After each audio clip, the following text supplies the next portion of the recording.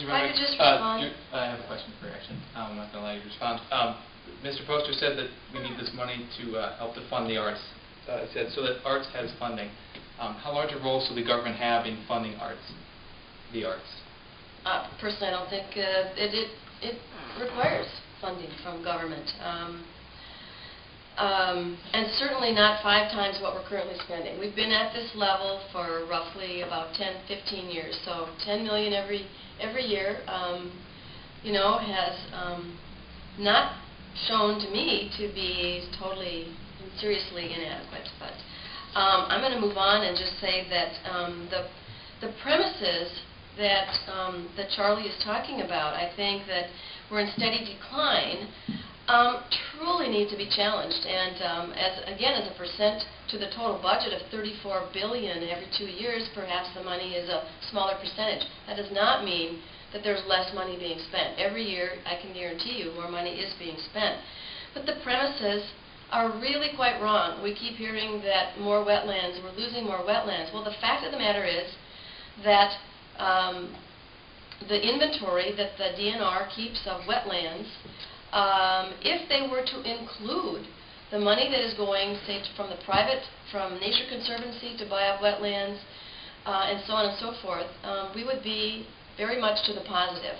But the inventory of the DNR does not reflect what the private sector is doing. So that premise is wrong. Can you address Mrs. Runbeck's comment about the private inventories of wetlands? You have 1 minute.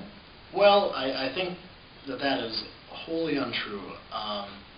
Right now, Minnesota has about 1% of its natural prairies left and about 10% of our wetlands. And well, we're not going to get all of them back. I mean, we're never going to be the state we were 200 or 300 years ago.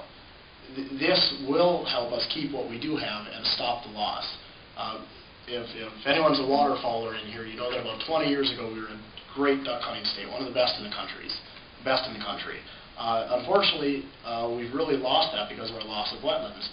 It's moved west. The Dakotas are really now the pinnacle of duck hunting. And while that is bad for waterfowlers and duck hunters, it's also bad for the state. That really represents dollars leaving our state. Instead of people coming here to go hunting, and like I said, tourism is a $10 billion a year industry, people are going now to North and South Dakota. And we can regain that. I mean, we can do things with Pheasants Forever, with Ducks Unlimited, given the funding to help create the right circumstances, the right natural areas to bring those ducks. The corridor has moved west because we really haven't invested in our wetlands. Mr. Poster, will we know if there is accountability, or if there is, cooperation? Is there any way that current legislation will work with this bill, this proposed amendment to, if it is passed, to guarantee cooperation, or is there cooperation with private organizations? Well, a lot of these private organizations are going to be at the forefront of investing this money. It's supposed to be spent locally, invested locally.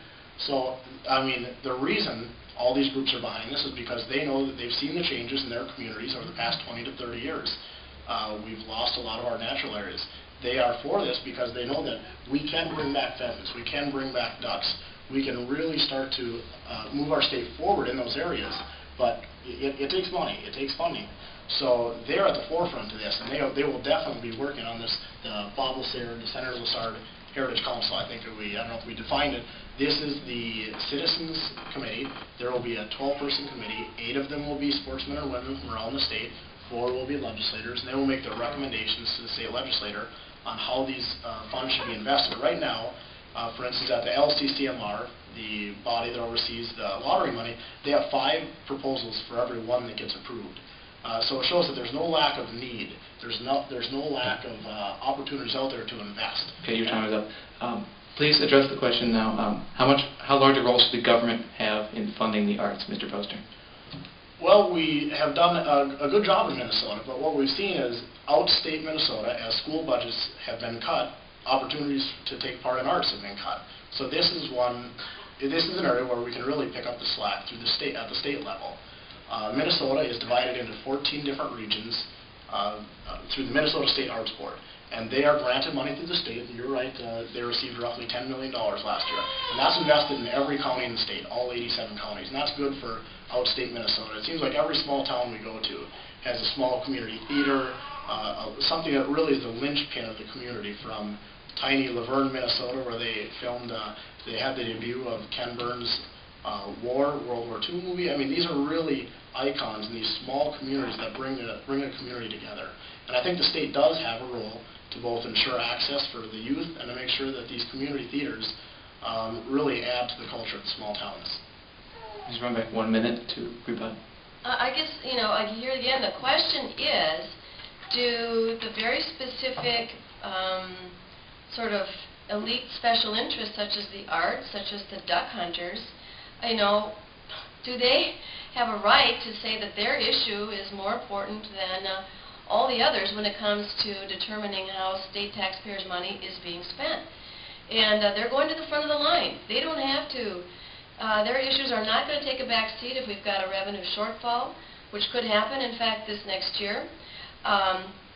They get their money no matter what, and they get gobs of it, which in fact is, it ensures that not all good things will be done with it. That's just the fact of the matter. When you have this much money, the due diligence is not done.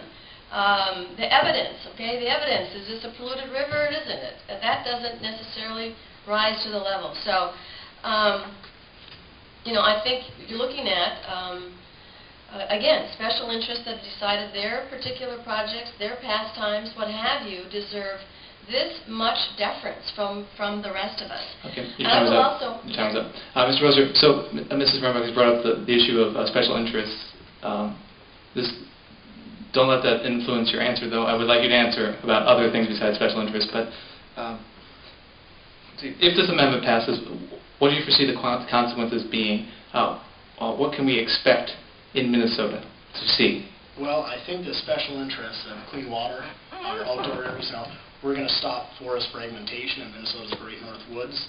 Where now it's being parcelized off, and they're breaking up huge, gigantic forests into tiny little developments, and trails are being broken into tiny little pieces. We're going to start, if this passes, this is the greatest conservation opportunity in Minnesota we'll ever have, and we're going to see a real movement on conservation planning. From testing waters, and the Senator's right, we've only tested about 16%, so we don't know how many are polluted. It has been random all across the state. You can go to checkmylake.org to see if any lakes in your county are polluted.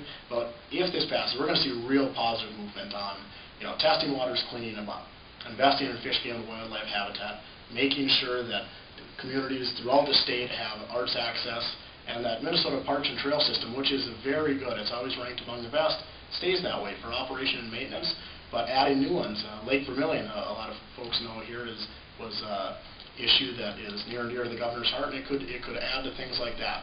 Expanding our opportunities to get into the outdoors, to really enjoy them, and making sure that the next generation gets to enjoy the state that we enjoyed. I really think this is an issue, and we talk about this all the time. It's asking of what kind of state we want to pass on to the next generation. I feel very blessed to have been born here and raised, but what our future Minnesotans going to enjoy. And I think by passing this, they'll have a real opportunity to enjoy a lot of the same quality of life issues that we do today.